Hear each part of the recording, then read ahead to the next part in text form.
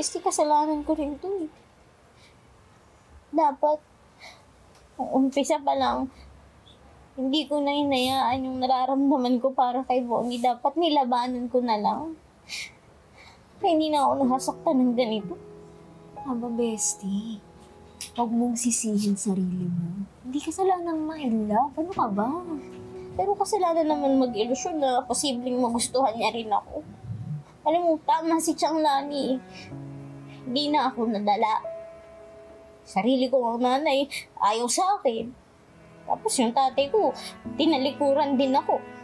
Kahit kailan, walang magmamahal sa mga katulad ko. Bestie, ako, si tatay, mahal ka namin. Huwag mo sabihin yan, Bestie. Tsaka, hindi naman si Bonnie ang huling lalaki sa mundo. Bestie, ang dami mo pang ibang makikilala. Lahat yun, mga tao na yun, pwede nilang ma-appreciate yung mga magandang katangian mo. Ayoko na, Bestie. Ayoko nang umasa. Ayoko nang masaktan. Ako nagpapasalamat na nga lang ako eh. Kasi walang ibang nakakaalam ng pag-amin ko kay Bonnie. At least, walang ibang nakakaalam na nireject ako. Kasi basta lang hindi ko kakayanin. Nalabigo na nga ako. Mapapahiya pa ako.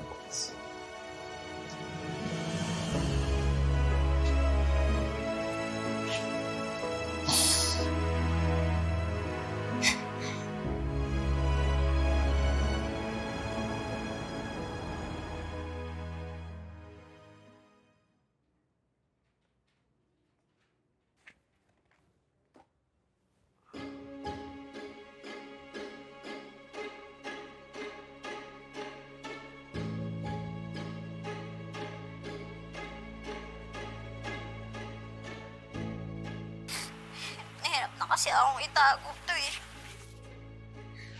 Masama, di ba? Masama.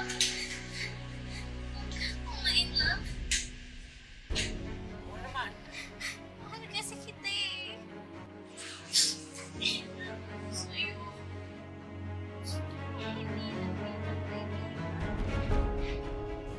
Busted. May alas na ako sa'yo ngayon. Attorney Lilet, yes.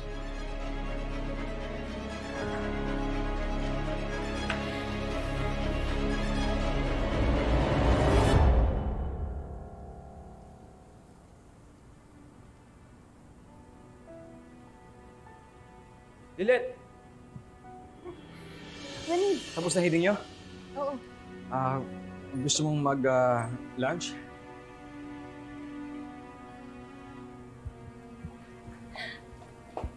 Have you told her already?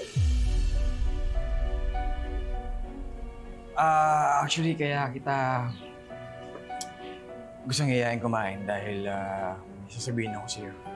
Sabihin na nga rin. Sinagot ko na si Bonnie. Boyfriend ko na siya.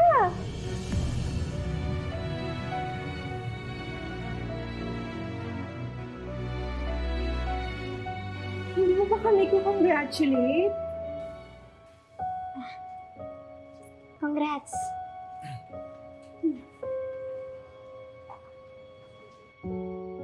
Attorney Lina, pinapatawag ko kayo sandali ni Judge Corpus.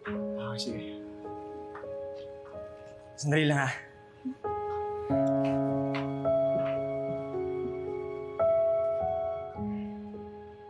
Alam ko na pala yung history mo. I mean, history niyo ni Bonnie. Hindi ko alam kung ano. Pero malinaw sa amin ni Bonnie na magkaibigan lang kami. Malinaw kay Bonnie yun. Eh sa'yo ba, Lilet? Tayong dalawa na lang dito. So you can quit acting like you're sincerely happy for me and Bonnie. So, kami na. At bilang only child, I don't like sharing. Kaya tigilan mo na yung pag-hope mo kay Bonnie. At maghanap ka na lang ng half-sized human na katulad mo kasi yun naman yung nababagay sa'yo eh. Magkaibigan kami ni Bonnie. Kaya wala akong nakikitang mali kung paminsan-minsan magkasama kami. If I know na iinggit ka sa akin, and you secretly hate me dahil ako ang pinili ng lalaking mahal mo. Hindi ako nagagalit sa'yo. For once, maging environment-friendly ka naman, Lilet. In short, huwag kang plastic. Hate me all you want, I don't care. Now that Bonnie and I are together, tigilan mo na yung dilulu mo sa kanya. At pwede ba? Tama na yung kakadikit-dikit mo sa boyfriend ko.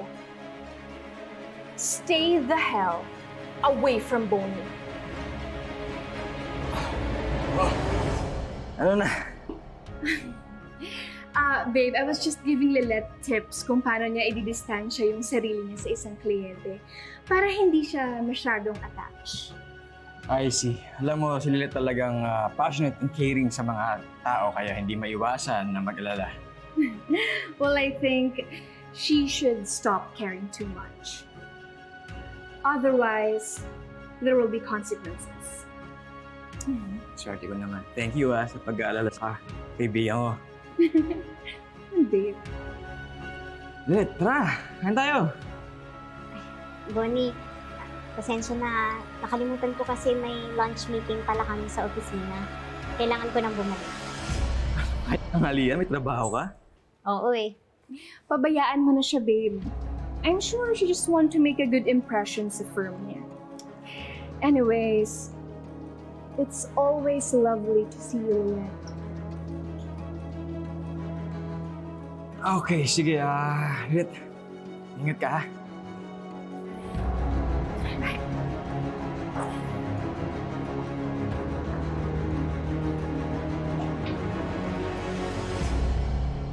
This Friday na ang mandatory continuing legal education sa Batangas.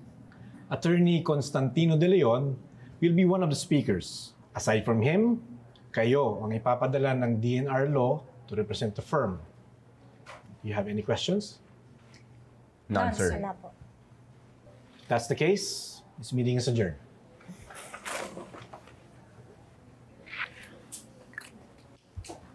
Oh my God! Nakita mo na ba to, Kurt?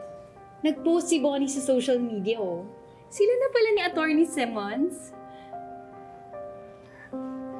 I feel really sad for you, Lilet.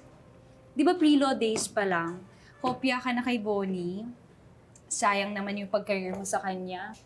Mapupunta lang pala sa iba. Alam mo, Lilet, consider mo na lang to as blessing in disguise. Kasi kung laging kayo ni Bonnie, lagi kaming stiff-neck. Kasi lagi kang nakatingala sa boyfriend mo. Huwag niyo na nga kami gawa ng issue ni Bonnie. Magkaibigan lang kami. Wow! Talaga? Parang hindi naman yun yung napanood ko. Ano napanood?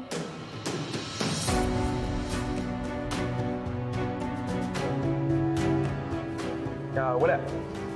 Sabi ko nga, friends na kayo. Well, not for long.